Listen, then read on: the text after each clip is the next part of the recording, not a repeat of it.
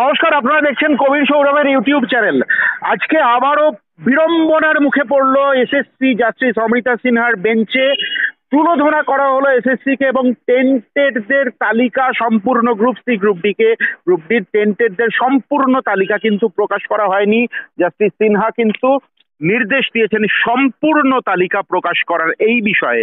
এবং বিকাশ রঞ্জন ভট্টাচার্য আজকে দিল্লিতে রয়েছেন, আমরা তার সঙ্গে ফোনে কথা বলতে বাধ্য হয়েছি এবং বিশিষ্ট শিক্ষাবিদ অধ্যাপক অংশুমান করের সঙ্গেও আমরা কথা বলেছি।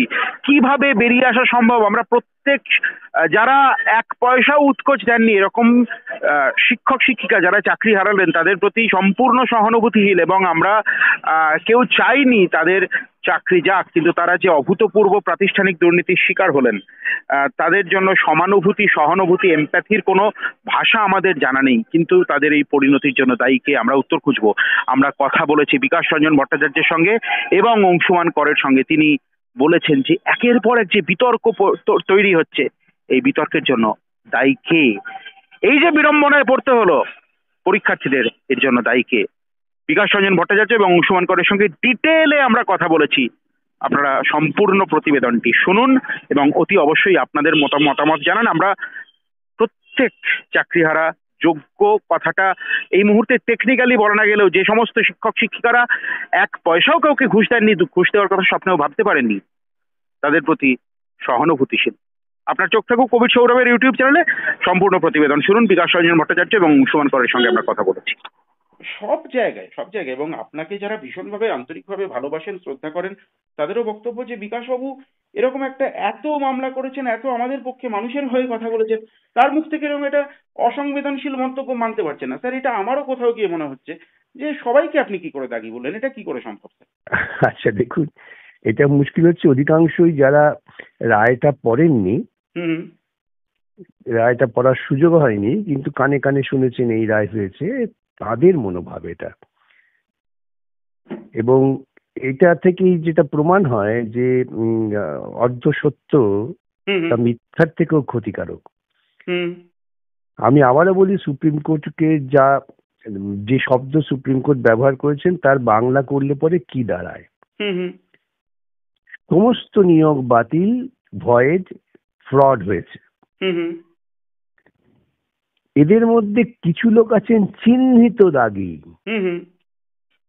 তাহলে কিছু লোক যদি চিহ্নিত দাগী হয়, বাদ বাকি দিক কি দাঁড়ায়? তারাও দাগী দুর্ভাগ্যজনক ভাবে। আমি সেই প্রসঙ্গে বলেছিলাম যে সুপ্রিম কোর্টই বলেছেন যে সবাই দাগী, কেউ চিহ্নিত অর্থাৎ বামাল ধরা পড়ে গেছে আর কেউ তার ধরা পড়েনি। এটা তো কোনো ব্যক্তির উদ্দেশ্যে বলা না। যদি কেউ ব্যক্তিগতভাবে আহত হয়ে থাকেন তাহলে আমার কিছু বলার নেই, কিন্তু আহত হওয়ার আগে একটু বুদ্ধি প্রয়োগ করে চিন্তা ভাবনা করলে বুঝতে পারবেন। আমার এতে সংবেদনশীল হওয়ার কোনো প্রশ্ন নেই। এসব ব্যাপারে আবার একটু খানিকটা নিজের কথা বলতে হয়। আমার থেকে সংবেদনশীল মানুষ এইসব ক্ষেত্রে খুব কম আছে, পাওয়া যাবে, কিন্তু সত্যটাকে সত্য হিসেবে মানতে হবে। আপনি কি সত্যি যারা এই প্রশ্ন আমাকে করতে হবে, সত্যি যারা, আমি বারবার করেই স্যার বলে আসছি, আমার প্রতিবেদনে আপনার সঙ্গেও কথা হয়েছে, যে যারা একটুও কোনোভাবেই মানে এক ফোঁটা দুর্নীতি না করেও যারা শিকার হলেন, তাদের প্রতি আপনার ব্যক্তিগত সহানুভূতি রয়েছে? প্রচুর। তারা আমার কাছে এসেছেন, এখনো অনেকে যোগাযোগ করেন, এমনকি যাদের দাগী বলে চিহ্নিত করা হয়েছে তারাও এসেছিলেন যে কোনো আইনি পদ্ধতি আছে কিনা, এর পর থেকে বেরোনো যায় কিনা। হয়তো একটু ইমোশনাল শোনাবে এই কথা, কিন্তু একজন এরকম কথা উঠে আসছে যে বিকাশ রঞ্জন ভট্টাচার্য বয়সের দিক থেকে আমাদের পিতৃতুল্য, তার কাছ থেকে অতএব মানে এরকম একটা অবস্থা তৈরি হচ্ছে। সেই জায়গায় দাঁড়িয়ে না, এটা এই ন্যারেটিভটা তৈরি করা হচ্ছে খুব পরিকল্পিত ভাবে। আপনাকে বুঝতে হবে যে এই দুর্নীতিমূলক প্রক্রিয়ার বিরুদ্ধে লড়াই হওয়ার পর থেকেই যারা দুর্নীতি করেছেন, রাজ্য সরকার এবং তার মুখ্যমন্ত্রী, তিনি তো সরাসরি ডাক দিয়েছেন, আওয়াজ তুলেছেন, চেষ্টা করে যাচ্ছেন যে আমাকে মানে বিকাশ রঞ্জন ভট্টাচার্যকে আইসোলেট করে দেওয়া হোক। এটা তিনি বলেছেন একদম। সেই তাদের পোষিত কিছু, আবার অনেকে রাগ করবেন, তাদেরই পোষিত কিছু কিছু ব্যক্তি আছেন যারা এটা নিয়ে খুব পরিকল্পিতভাবেই জলঘোলা করার চেষ্টা করছেন, আর কিছু না। সত্যটা সত্যই কিন্তু আপনি ব্যক্তিগতভাবে তাদের প্রতি সহানুভূতির বটে। অভাব আমি বললাম দেখছেন। তো, আমার কাছে তারা এসেছেন পরামর্শের জন্য, তাদের প্রতি আমি সংবেদনশীল কেন হব না?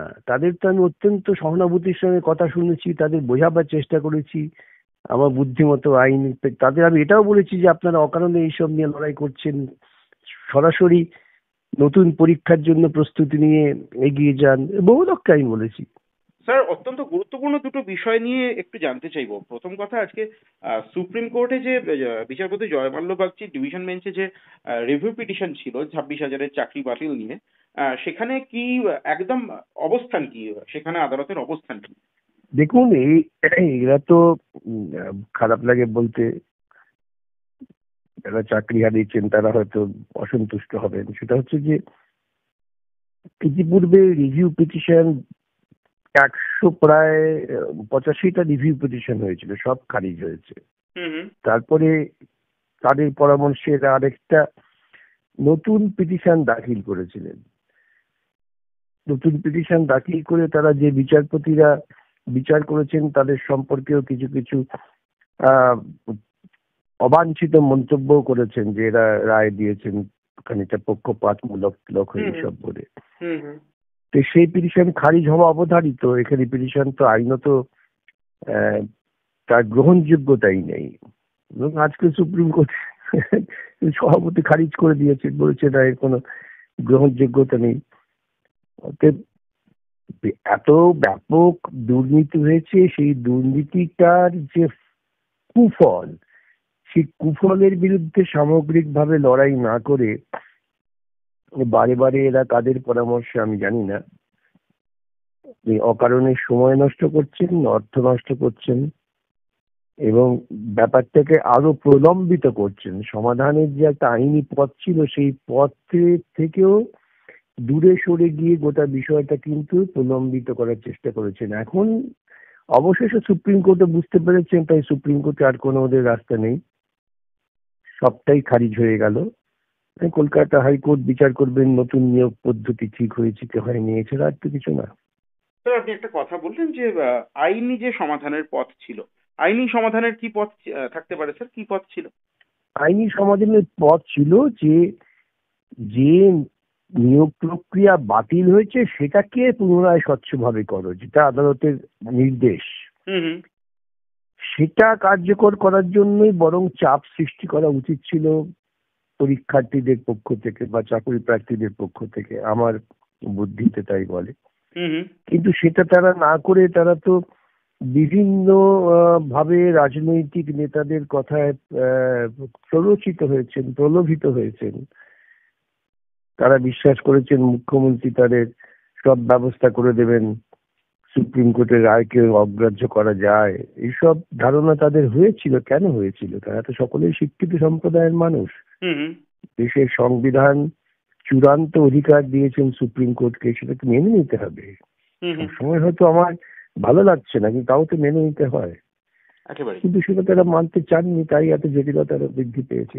আর রাজ্য সরকারের পক্ষ থেকে যারা অভিভাবক হিসেবে সঠিক দিক নির্দেশ করা উচিত ছিল, সেটা তারা না করে তারা বরং আরো দুর্নীতিমূলক প্রক্রিয়াকে প্রলম্বিত করার চেষ্টা করেছেন। তার অব্যর্থ পরিণতিতে হচ্ছে সাধারণ চাকরি প্রার্থী শিক্ষিত ছেলে মেয়েরা ভুগছে। স্যার, আরেকটি অত্যন্ত গুরুত্বপূর্ণ বিষয়, আজকে বিচারপতি অমৃতা সিনহা আহ, একটা অত্যন্ত সিগনিফিক্যান্ট কথা বলেছেন যে সম্পূর্ণ টেন্টেড তালিকা প্রকাশ করতে হবে। এই বিষয়টা যতবারই শুনছি ততবারই মানে বিস্ময়ের সীমা থাকছে না যে একটি স্বায়ত্তশাসিত সংস্থাই যদি হয়, এর সঙ্গে যদি রাজ্য সরকারের কোনো যোগাযোগই না থাকে, তাহলে প্রথম কথা টেন্টেড তারা স্বীকার করে কি নিজেদের দোষ স্বীকার করছেন, এক নম্বর কথা। আর দু নম্বর হচ্ছে যে টেন্টেড যদি থেকেই থাকে তাহলে সেই তালিকা সম্পূর্ণ প্রকাশ করতে তো বাধা কোথায়? না না, ইতিপূর্বে তো তারা স্বীকার করে নিয়েছেন যে তারা দুর্নীতি করেছেন। প্রথম কথা সেটা বিস্ময়ের। তারা কখনোই বলেননি যে আমরা দুর্নীতি করিনি। হ্যাঁ হ্যাঁ দুর্নীতি হয়েছে সেটা তো আর অস্বীকার করার জায়গা নেই। হুম হুম আর এই যারা আজকে চাকুরি প্রার্থী, তাদেরও কিন্তু একটা সুযোগ দিয়েছিলেন কলকাতার ডিভিশন বেঞ্চ যে তোমরা ওই মার্কশিট গুলো দেখো। হুম হুম দেখে বলো যে তোমাদের মার্কশিট কিনা এবং সেখানে ম্যানিপুলেশন হয়েছে কিনা। হুম হুম সেই সুযোগটাও তারা তখন গ্রহণ করেনি। তখন তারা কি পরামর্শে চলেছিলেন তারাই বলতে পারবেন। সেইখানে সুযোগ গ্রহণ করলে তো তারা বলতে পারতেন নির্দিষ্ট করে যে এটা আমার মেম্বারশিপ নয়, আমি দুর্নীতিগ্রস্ত নই। হুম সেই সুযোগ তাদের ছিল, তারা সেই সুযোগেরও ব্যবহার করেননি। আর এখন যখন রায় হয়ে গিয়েছে, সেই রায়ের চূড়ান্ত মান্যতা এসে গেছে সুপ্রিম কোর্টের আদেশের পর, তখন বাইরে দাঁড়িয়ে অন্য কিছু বলাটা খুব গ্রহণযোগ্য হবে না। এবং বারে বারে সুপ্রিম কোর্টও পরিষ্কার বলেছেন, হাইকোর্টও বলেছেন যে কোন কোন ক্ষেত্রটাকে তারা নির্দিষ্ট করে বলছেন যে এগুলো সরাসরি দুর্নীতিগ্রস্ত। তাদের সংখ্যাটা তো স্কুল সার্ভিস কমিশনের শতপ্রণোদিত হয়ে বার করে দেওয়া উচিত ছিল। একেবারেই তাই, আমার প্রশ্নটা কিন্তু সেখানেই। স্কুল সার্ভিস কমিশন বরং উল্টো কাজ করেছেন, হুম বা হুম সরকারের নির্দেশেই, যে যাদের চাকরি যাবে হুম এই হুম দুর্নীতি করে, তাদের চাকরি রক্ষার জন্য নতুন করে পদ সৃষ্টি করা হোক, ওই সুপার নিউমারি। হুম সেটাও তো আদালতের বিচারাধীন আছে। হুম অর্থাৎ রাজ্য সরকার জানতেন, স্কুল সার্ভিস কমিশন জানতেন যে এই দুর্নীতির ফলে চাকরি যাবে, কিন্তু তাদের লক্ষ্য ছিল সেই দুর্নীতিমূলক নিয়োগ প্রক্রিয়াকে টিকিয়ে রাখা। তারই পরিণতি এটা। স্যার, এখানে একটা প্রশ্ন, মানে এই প্রশ্নের উত্তর সবারই জানা, তবুও আমাকে আরেকবার এই প্রশ্ন করতে হচ্ছে ঘটনা প্রবাহের কারণে।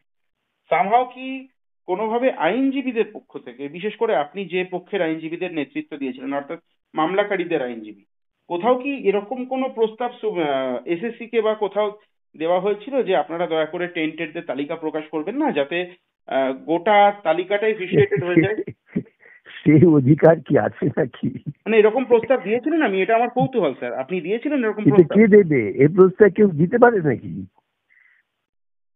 আর যারা নিয়োগ প্রক্রিয়ার শুদ্ধতার জন্য মামলা করছেন, আইনজীবীরা তো মামলাকারীদের স্বার্থের বিরুদ্ধে কথা বলতে পারেন না, সেটা তো তার আইনজীবী নৈতিকতার বিরুদ্ধে চলে যাবে। আপনার স্যার এর যারা আগেও, আদালত হ্যাঁ হ্যাঁ, এর আগেও স্যার যারা আমি একটা প্রশ্ন আদালতে করতে মামলা চাই। হ্যাঁ এর বলুন। এর আগেও মানে এই নিয়ে আপনার সঙ্গে আমার কথা হয়েছে।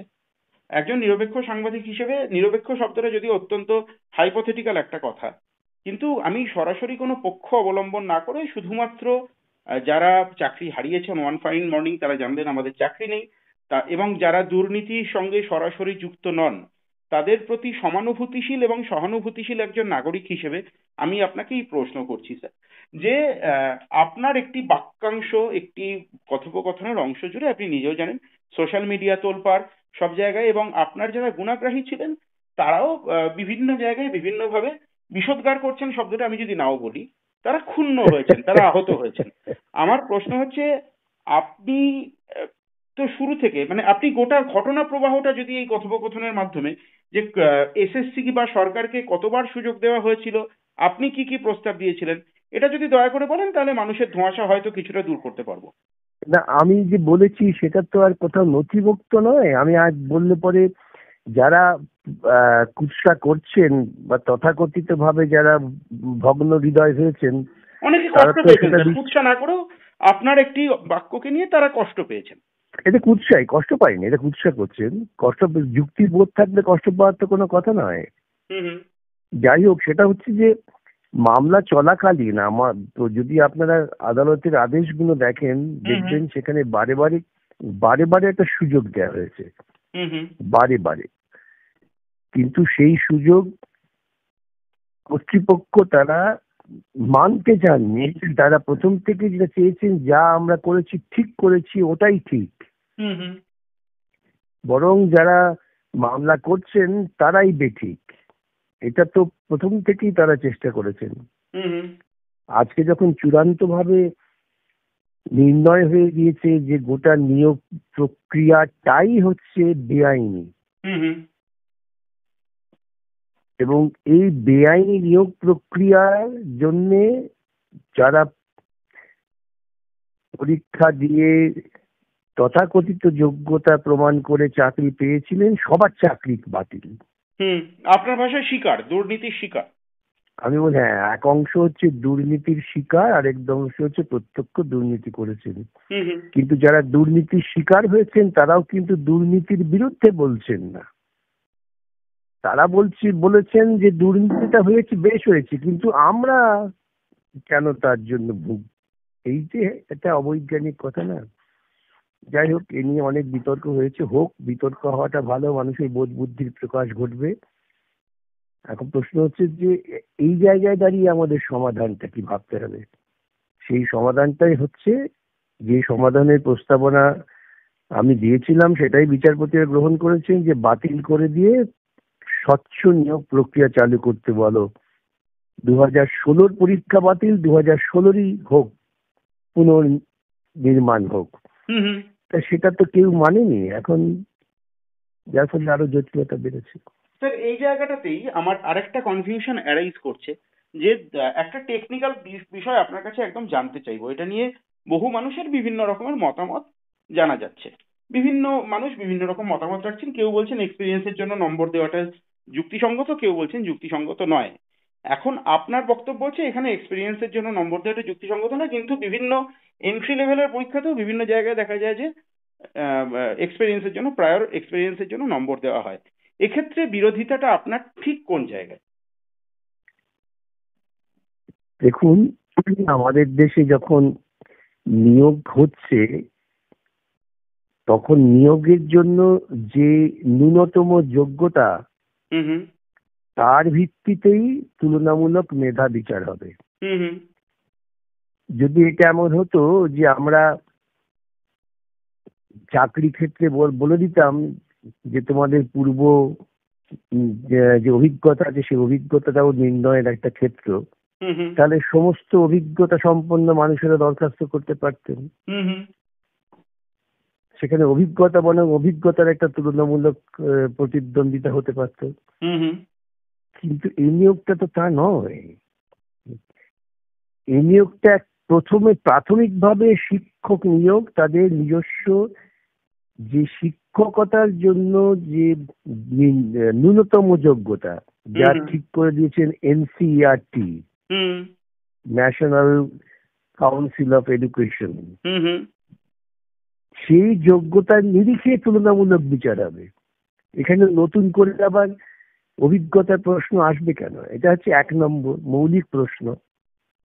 আরেকটা প্রশ্ন হচ্ছে যে যাদের চাকরিটা দুর্নীতির জন্য আদালত বলে দিয়েছেন ভয়েড, এবং সেই সময়ে সেই সময় কাজ করাটাকে তুমি গ্রহণ করবে কেন? এটা তো ভয়েড। এখানে একটা তার কাউন্টার মানে লজিক স্যার উঠে আসছে, আমি সেটা আপনাকে বলি, আপনি যদি মনে করেন তো একটু অ্যাড্রেস করবেন প্লিজ।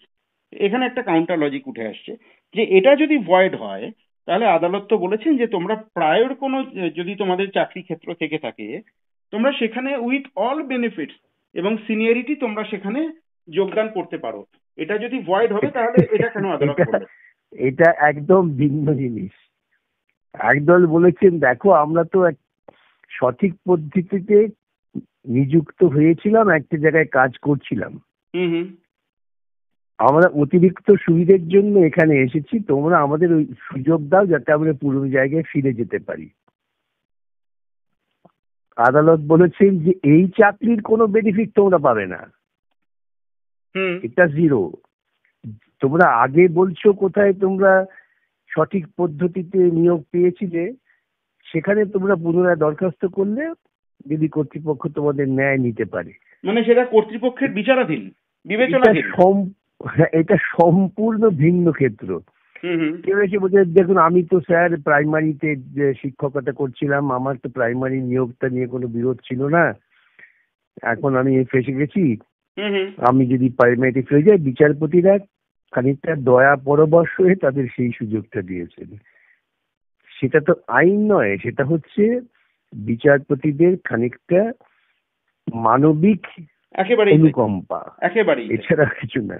এই জায়গাটা ক্লিয়ার করার দরকার ছিল, কারণ অনেক জায়গা থেকে স্যার আমাদের কাছে অনেক রকমের প্রশ্ন আসে, এবং সেটা আমার মনে হয় যে আমরা অ্যাড্রেস করার থেকে একদম একজন অথরিটি হিসেবে আপনি অ্যাড্রেস করাটাই সব থেকে ভালো কাজ, যার জন্য মানুষের সুবিধার্থে এই প্রশ্নগুলো করা। আরেকটা প্রশ্ন হচ্ছে স্যার, যে 10 নম্বর যদি প্রায়র এক্সপিরিয়েন্সের জন্য দেওয়া হয়, প্রথম কথা নম্বরের অ্যামাউন্টটা নিয়ে প্রশ্ন উঠছে। 10 নম্বর, আর যদি সেটা 2 হয় বা 1 হয় বা 3 হয় 5 হয়, যাই হোক না কেন, প্রশ্নটা হচ্ছে যেটা, যে এন্ট্রি লেভেলের পরীক্ষাতে অন্যান্য জায়গাতেও প্রায়র টিচিং এর জন্য, প্রায়র এক্সপিরিয়েন্সের জন্য নম্বর দেওয়া হয়, কিন্তু এক্ষেত্রে ফ্রেশার্সদের সঙ্গে তুলনা হচ্ছে যারা ইতিমধ্যে চাকরি করেছেন। তাহলে একজন ফ্রেশার্স তো শুরুতেই বাইরে চলে যাচ্ছে। তাই তো, সেটাই প্রশ্ন। আজকে যদি এটা হতো যে আমি কলেজে অ্যাসিস্ট্যান্ট প্রফেসরের নিয়োগ করছি, হুম হুম অ্যাসিস্ট্যান্ট প্রফেসরের নিয়োগটা হচ্ছে কিন্তু এন্ট্রি পয়েন্ট নয়। হুম হুম এন্ট্রি পয়েন্ট হচ্ছে তোমার অ্যাসিস্ট্যান্ট, কি বলে, লেকচারার, একদম। রিডার, তারপর অ্যাসিস্ট্যান্ট প্রফেসর। হুম হুম সুতরাং যারা দরখাস্ত করবে তাদের বলেই দেওয়া হয় যে তোমার লেকচারার হিসেবে এক্সপিরিয়েন্সটা কাউন্ট করবো। ঠিক। তার মানে তুমি একটা কাজ করছো, সেটা আমরা জানি, হুম হুম এবং সেটাও তোমার যোগ্যতা নির্ণয়ের একটা নিরিখ। হুম হুম সেক্ষেত্রে এক্সপিরিয়েন্সটা কাজে লাগবে। যেমন স্যার কিন্তু যখন বিশ্ববিদ্যালয়ের লেকচারার, আধিকারিকদের ক্ষেত্রেও হয়। হ্যাঁ হবে না কেন, প্রমোশনের ক্ষেত্রে হয়। হুম হুম কিন্তু যখন তুমি একেবারে প্রথম নিয়োগ করছো, সেই নিয়োগ প্রার্থীরা অধিকাংশই যাদের পূর্ব কাজের অভিজ্ঞতা নেই, হুম হুম তাদের সঙ্গে যাদের কাজের অভিজ্ঞতা বলে তুমি দাবি করছো, দুটো মিলিয়ে দিচ্ছ, এটা কি একটা দুটি অসমান বস্তুকে সমান করার চেষ্টা হলো না?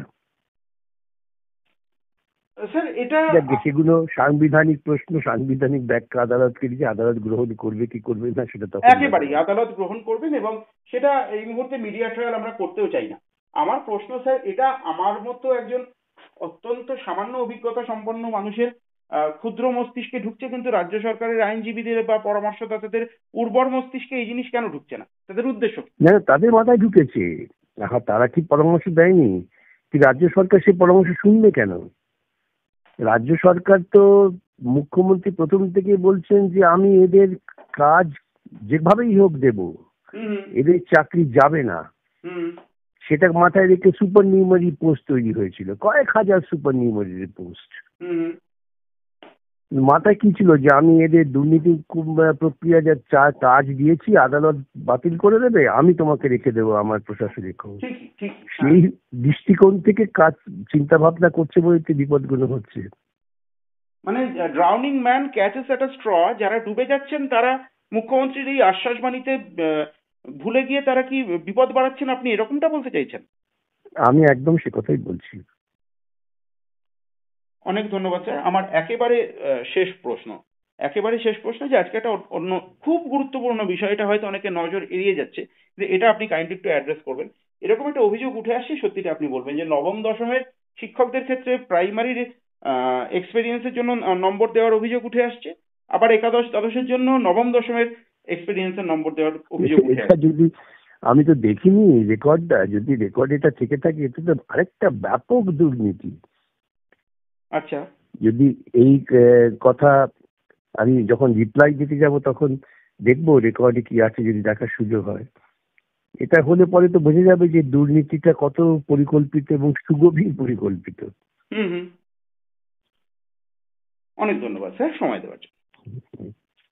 অংশুদা, তুমি এই মুহূর্তে রাজ্যের বাইরে আছো, এবং তুমি একজন শিক্ষাবিদ এবং শিক্ষক, দীর্ঘদিনের অভিজ্ঞতা সম্পন্ন একজন অধ্যাপক, এবং ছাত্রদরদী অধ্যাপক হিসেবে তুমি বিশেষভাবে পরিচিত, এবং এসএসসি নিয়ে যে কেলেঙ্কারির ঘনঘটা, সেখানে তোমার সমস্যার উপস্থিতি সবসময় টের পাওয়া গিয়েছে। সেই জায়গায় দাঁড়িয়ে ওভার ফোনই তোমার সঙ্গে কথা বলতে বাধ্য হচ্ছি। এই যে আমি বলবো দুর্যোগের ঘনঘটা, এই ঘনঘটা থেকে কি রোদ আসার কোনো সম্ভাবনা তুমি দেখতে পাচ্ছ? পেলে কিভাবে? দেখ, দুর্যোগের ঘনঘটা থেকে আমিও তুই বলছি তোকে, মানে হুম যে কারণে আমাদের সম্পর্কটা এরকমই, যখন আমি একদম আগেও কথা বলেছি এভাবেই কথা বলেছি। একদম। দুর্যোগের ঘনঘটা থেকে রোদ আসতে পারে যদি রাজ্য সরকার এবং এসএসসি সদিচ্ছা পোষণ করে। হুম হুম তার কারণ হচ্ছে যে হাইকোর্ট হয়তো ওদের বাধ্য করবেন অনেকগুলো কাজ করতে, কলকাতা হাইকোর্ট। এখন তার বিরুদ্ধে ওরা আবারও সুপ্রিম কোর্টে যেতে পারেন, কিন্তু সেখানেও আমার ধারণা যে এই কাজগুলো করতে সুপ্রিম কোর্ট ওদের বাধ্য করবেন।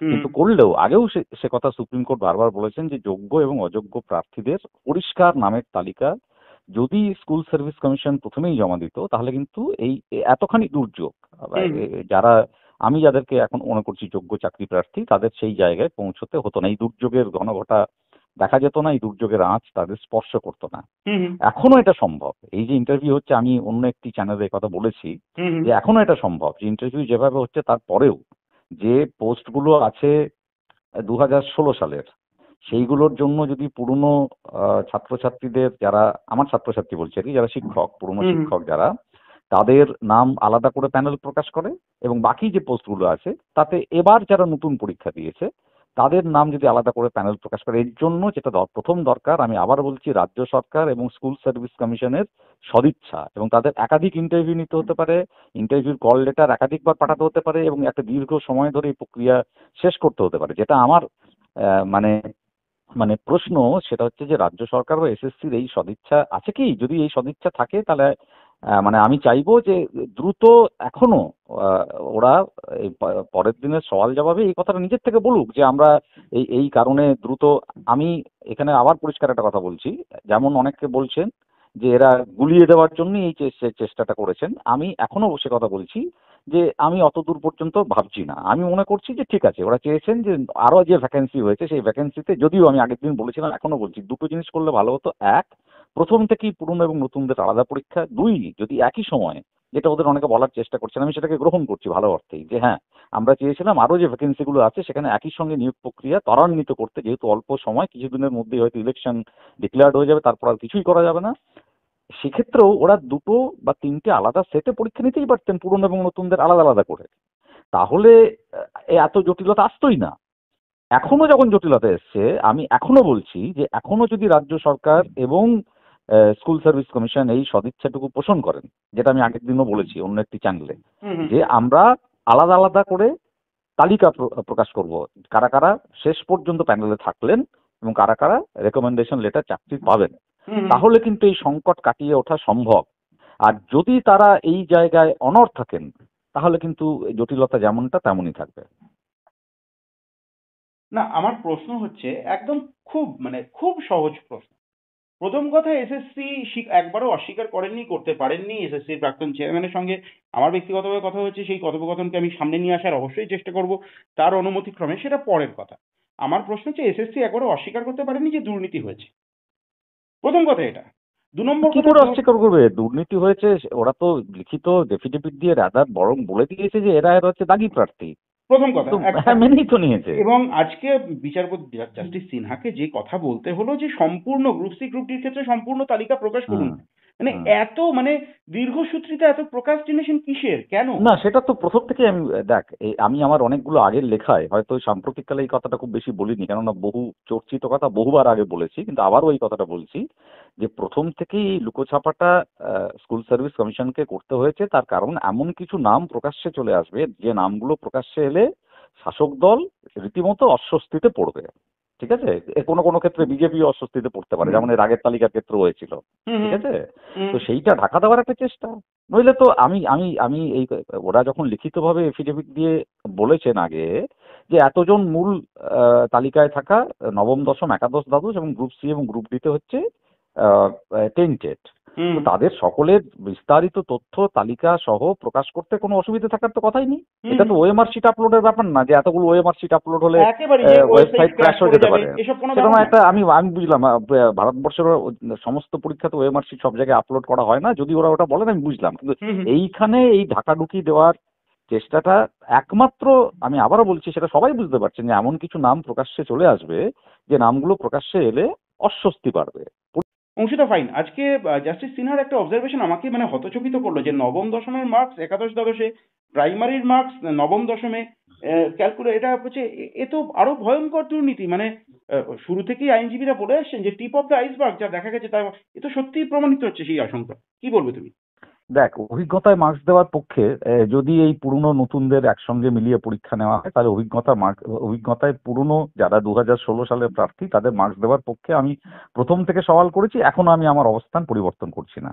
কিন্তু তার মানে এটা হতে পারে না যে প্রাইমারির মার্কস বা অন্য বিভাগে কাজ করেছেন এমন তথ্য সামনে আসছে তাদের মার্কস, সেইখানে যারা কাজ করেছেন তাদেরকে এই অভিজ্ঞতার জন্য 10 নম্বর দেওয়া হয়। 10 নম্বর মানে এক এক বছরে 2 দু নম্বর নম্বর করে, করে। 5 বছর কাজ করলে হুম 10 হুম নম্বর দেওয়া হবে। হুম এটা তো ঘোরতর অন্যায় হয়েছে। ঘোরতর ওরা অন্যায় হয়েছে। এবং এটা যদি প্রমাণ হয়, অবশ্যই এখানে একটা কথা অবশ্য বলা হচ্ছে বারবার, যে ভেরিফিকেশনের সময় এগুলো সব দেখা হবে। তো যে প্রার্থীরা যদি ভুল নথি দিয়ে থাকে, ভুল তথ্য আপলোড করে থাকে, ভুল ডিক্লারেশন দেওয়া থাকে, তাহলে তাদের বিরুদ্ধে ব্যবস্থা নেবে এবং ক্যান্সেল করা হবে। এটা তো হবেই, অনিবার্য।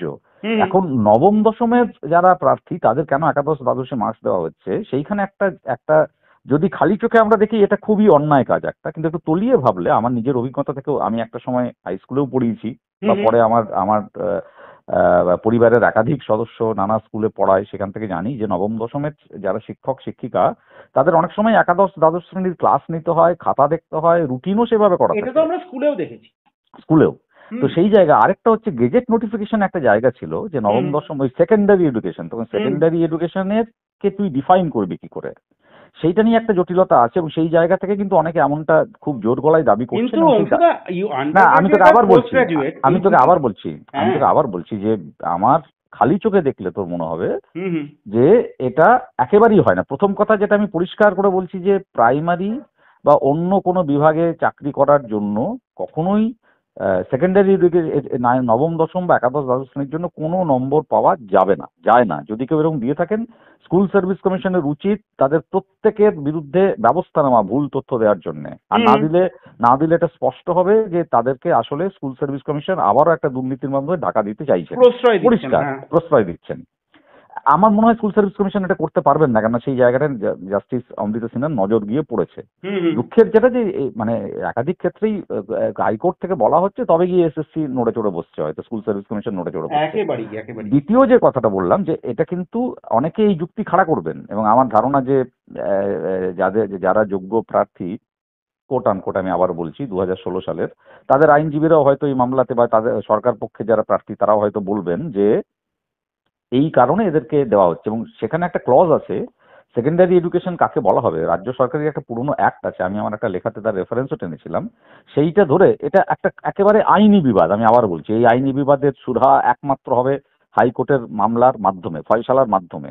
কিন্তু আমি আবার বলছি যে এখনো পর্যন্ত আমার চোখে যা ধরা পড়েছে, আমি তো আর আইনজ্ঞ নই, আইন বিশেষজ্ঞ নই, আমি আমার একটা লেখাতেও এই কথা বলেছিলাম, যে আমার মনে হয়েছে যে সেকেন্ডারি এডুকেশনকে যদি ওইভাবে আমরা ডিফাইন করি, তাহলে নবম দশম যারা পড়িয়েছে তাদের অভিজ্ঞতার মার্কস একাদশ দ্বাদশের ক্ষেত্রে দেওয়া যেতে পারে। হাইকোর্ট যদি মনে করে যে না, সেকেন্ডারি এডুকেশনের ওই ডিফিনিশনটাকে আমরা মানছি না, যেটা ওয়েস্ট বেঙ্গলের, আমি আমার একটা লেখাতে কোটও করেছিলাম, আইনজ্ঞ নই বলে এই মুহূর্তে আমার ধারাটা মনে পড়ছে না, কিন্তু এটা কিন্তু একদম মানে ডিফাইন করা আছে। তো সেইটা মোতাবেক যদি আইনি লড়াই হয়, তাহলে এটাতে কোর্ট কি অবস্থান নেবে, যে সেকেন্ডারি এডুকেশনের মধ্যে নবম দশম এবং একাদশ দ্বাদশ এই দুটোকে গ্রহণ করে সেকেন্ডারি এডুকেশন দেখছে কিনা।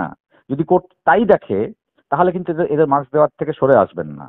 আর যদি কোর্ট সেটাকে তা নাও রাখেন, তাহলে কিন্তু সরে আসবেন, শুধু এই জায়গাটা সম্পূর্ণ সরে আসবেন। এটা এখনো বোঝা যাবে না, এটা পরের দিন আরো শুনানি হলে আরো স্পষ্ট করে এই জায়গাটায় কোর্টও কি ভাবছেন সেটা আমরা বুঝতে পারি। একেবারে, কিন্তু প্রাথমিকের মার্কস কোনোভাবেই নবম দশমে একেবারেই না। অন্য বিভাগে কাজ করার জন্য অভিজ্ঞতার মার্কস দেওয়া হয়েছে বলে অভিযোগ উঠেছে, সেটা একেবারেই দেওয়া যাবে না, প্রশ্নই উঠছে না। একেবারেই তাই। অংশুদা, আমাদের কথোপকথন, তুমি রাজ্যের বাইরে আছো, আমাদের ফোনে কথা বলতে হচ্ছে, সামনে কথা হলে হয়তো আরো ভালো হতো, মানুষ দেখতে পেতেন, কিন্তু আমাদের এই মুহূর্তে দুধের স্বাদ ঘোলে মেটাতে হচ্ছে। আমি বিকাশ রঞ্জন ভট্টাচার্যের সঙ্গে কথা বললাম, একটা অদ্ভুত পরিস্থিতি তৈরি হচ্ছে।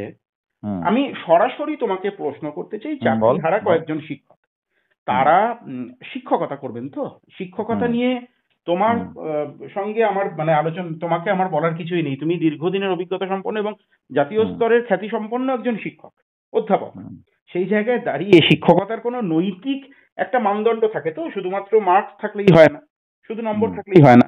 শিক্ষকদের সমাজ গঠনের কারিগর বলা হয়। কয়েকজন শিক্ষক তারা প্রকাশ্যে ফেসবুকে বলছেন, আমি নাম করে তাদেরকে গুরুত্ব দেব না, আমার চ্যানেলকেও কলুষিত করব না, তারা বলছেন যে সুপ্রিম কোর্টের বিচারপতিদের উদ্দেশ্যে ব্যক্তিগতভাবে কি বললেন ছেড়ে দিলাম, তাদের চেয়ারের উদ্দেশ্যে অবমাননাকর মন্তব্য করছেন। একজন শিক্ষক হিসেবে তুমি কি বলবে? তারা আদৌ পড়ানোর যোগ্য? তারা স্কুলে না, তারা অন্যায় কাজ করছেন। আমি খেয়াল করেছি এরকম কয়েকজন, আমিও নাম করতে চাইছি না, এই সমস্ত কথাবার্তা যারা বলছেন, প্রকৃত অর্থে যারা যোগ্য শিক্ষক, তাদের প্রতি আমার পূর্ণ সহানুভূতি আছে, এখনো আছে। এবং আমি আরেকটা কথাও বলি এই প্রসঙ্গে, দুটো জিনিসের আমি একই সঙ্গে উত্তর দিচ্ছি হুম, বা বলবো। একটা তুই জিজ্ঞেস করিসনি, আমি তাও বলবো, হুম, হুম, কারণ আমারও বলা একটা কথা নিয়ে খানিক বিভ্রান্তি হয়তো অনেকে ছড়িয়েছে, সেই জায়গাটা আমি পরিষ্কার করতে চাই যখন এই প্রসঙ্গটা তুই তুললি। হুম, হুম, সেটা হচ্ছে যে যোগ্য শিক্ষকদের মধ্যে কিছু হলেও, এবং অনেকে দাবি করছেন যে অনেক বেশি আছেন, যেহেতু প্যানেল এক্সপায়ার হয়ে যাওয়ার পরে তাদের নাম একদম। তাদের চাকরি দেওয়া হয়েছিল। আমি সেই সংখ্যাটা জানি না, এফিডেভিট হলে জানা যাবে। কিন্তু আমি প্রথম দিন থেকে এই কথাটা বলে এসেছি, যে জন্য যোগ্য চাকরি প্রার্থীদের একটা অংশ আমার উপরে মাঝে মাঝেই ভীষণ মানে ক্ষুব্ধ হয়েছে, কিন্তু আমি বলে এসেছি যে আমি মনে করি যোগ্য চাকরি প্রার্থীদের মধ্যেও কিছু অযোগ্য চাকরি প্রার্থী ঢুকে আছে, এবং তারাই এই সমস্ত কথাবার্তা বেশি করে বলছে, সেটা কারণ তো তারা আজকে জানে। হাইকোর্টের অবজারভেশনই পরিষ্কার। আমি প্রথম, এবং যে জন্য আমি বলেছিলাম প্রথম দিন থেকে, আমি বলেছিলাম সুপ্রিম কোর্টের এই পরীক্ষা নেওয়ার সিদ্ধান্তকে আমি স্বাগত জানাচ্ছি। হুম, হুম, তার কারণ যোগ্য চাকরি প্রার্থীদের মধ্যে যে অযোগ্য অংশটা ঢুকে আছে, সেই অযোগ্য অংশটা বাদ যাবে একমাত্র যদি নতুন করে আরেকটা পরীক্ষা নেওয়া হয়। এই জন্য আমি প্রথম দিন থেকে বলে এসেছি, এমনকি যোগ্য চাকরি প্রার্থীদের একটি অনুষ্ঠানে গিয়েও আমি এই কথা বলেছিলাম যে পরীক্ষা দেওয়ার আমি পক্ষে সওয়াল করে এসেছি। তার কারণ আমি মনে করছি যে যোগ্য চাকরি প্রার্থীদের মধ্যে একটা অংশ হলেও অযোগ্য চাকরি প্রার্থী ঢুকে আছে। আবার ওই কথা শুনে আমাকে হয়তো যোগ্য চাকরি প্রার্থীদের অনেকে আক্রমণ করবেন, কিন্তু আমি প্রথম দিন থেকে আবার কিন্তু তাদের আমার পক্ষে প্রকৃত, এটাও আমি লিখে তোমাকে একটু এসেছি থামাচ্ছি না, যে আমি তোমাকে একসঙ্গে। থামাচ্ছি না হ্যাঁ, অংশুদা। বল একটা বল। শব্দ নিয়ে আমি তোমাকে জাস্ট একদম টেকনিক্যাল জায়গায়, এটা হুম শুনে অনেকে হুম আমার উপরেও ক্ষুণ্ণ হতে পারেন, কিন্তু হুম আমার কিছু করার নেই। হুম। এই তালিকায় যোগ্য বলে কেউ নেই, তার কারণ হচ্ছে যে গোটা তালিকাটাই দুর্নীতিগ্রস্ত এবং না, ভিসিয়েটেড। আমি আমি এখানে এখানে একটা বৈধ কথা বলি অবৈধ। তোকে। না, এখানে আমি একটা কথা বলি না, এটা বৈধ এবং অবৈধ, টেন্টেড এবং নন ধর টেন্টেড। আনটেন্টেড, হ্যাঁ, হ্যাঁ, এইভাবে যে কথা হয়েছে, এবং not specifically found to be tainted, এই একদম। শব্দবন্ধও কিন্তু সুপ্রিম কোর্ট ব্যবহার করেছে। হুম, হুম।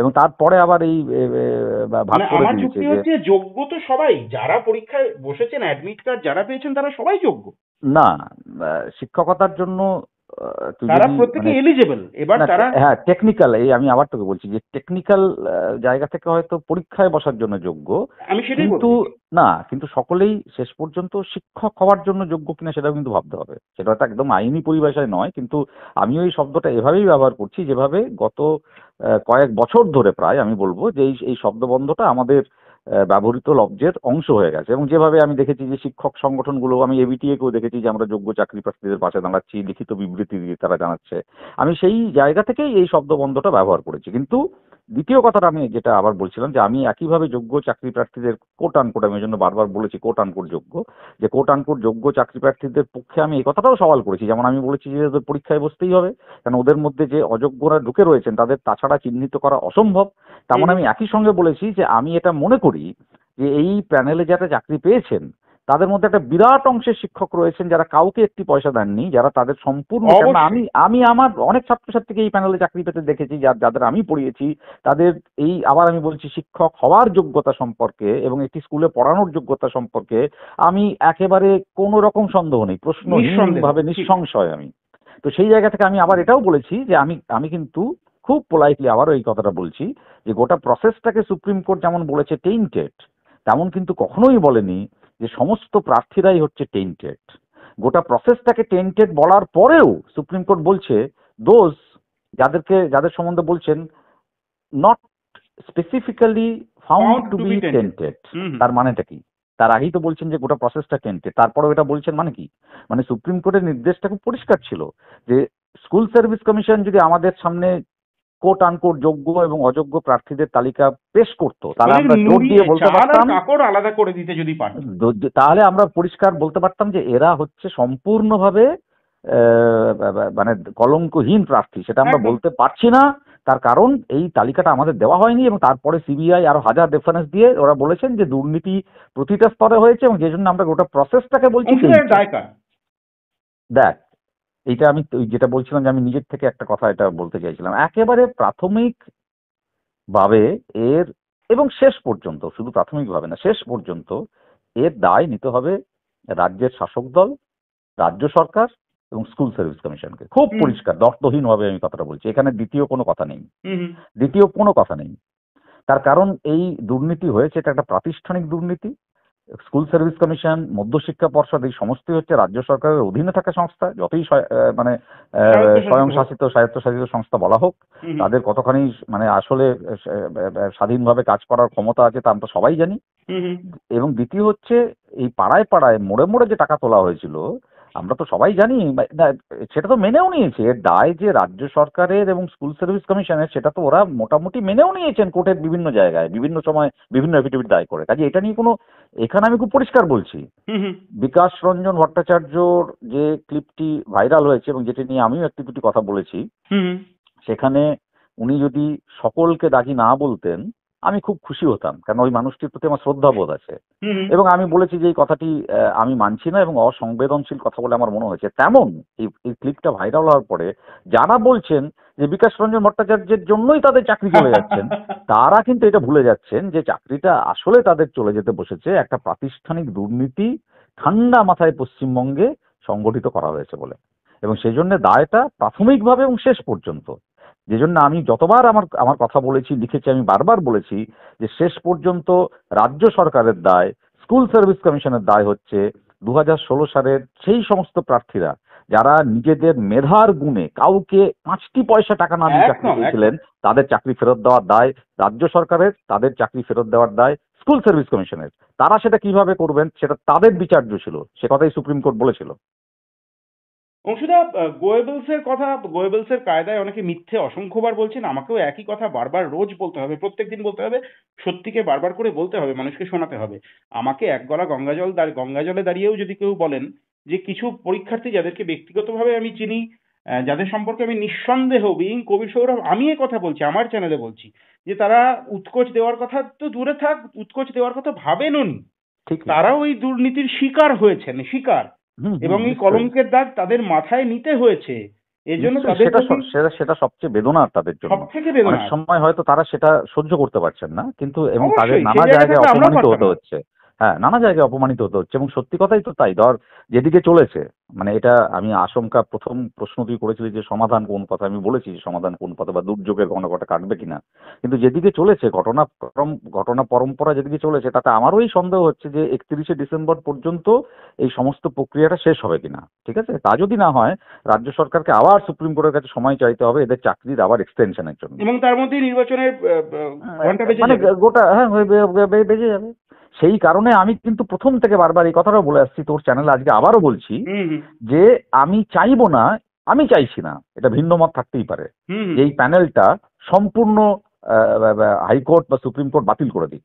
তার কারণ আমি এখনো বিশ্বাস করছি যে এই প্যানেলেও যারা 58-60 করে নাম্বার পেয়েছেন, 59 করে নাম্বার পেয়েছেন, পুরনো প্রার্থী হোক বা নতুন প্রার্থী হোক, ফ্রেশার্স যারা এবার পরীক্ষায় বসেছিলেন, তারা স্কুলের চাকরি পাওয়ার, স্কুল শিক্ষকতার জন্য সম্পূর্ণভাবে যোগ্য। এবং স্কুল সার্ভিস কমিশন যদি এই পজিটিভ নোটে আমি কথা শেষ করি তোর সঙ্গে, এখনো সময় আছে, স্কুল সার্ভিস কমিশন যদি পরিষ্কার করে ইন্টারভিউ হয়ে যাওয়ার পরেও, একাধিক ধাপে ইন্টারভিউ নিয়েও 2016 পোস্টগুলোর জন্য 2016 সালের যারা পরীক্ষা দিয়েছিলেন তাদের তালিকা, আর বাকিগুলোর জন্য নতুন যারা পরীক্ষা দিয়েছেন তাদের মধ্যে অভিজ্ঞ মাস্টারমশাইও থাকতে পারেন, তাদের তালিকা যদি আলাদা করে দেয়, জমা দেয় হাইকোর্টে, এবং প্যানেল যদি সেভাবে, মানে হাইকোর্টে যদি জানায় তাদের সদিচ্ছার কথা এবং প্যানেল যদি সেভাবে তারা করতে প্রস্তুত থাকে, আমার নিজের ধারণা মাননীয় বিচারপতি অমৃতা সিনহা কিন্তু এই গোটা প্যানেলকে বাতিল করবে না। কিন্তু যদি হাইকোর্ট দেখে যে রাজ্য সরকার এবং এসএসসির এখনো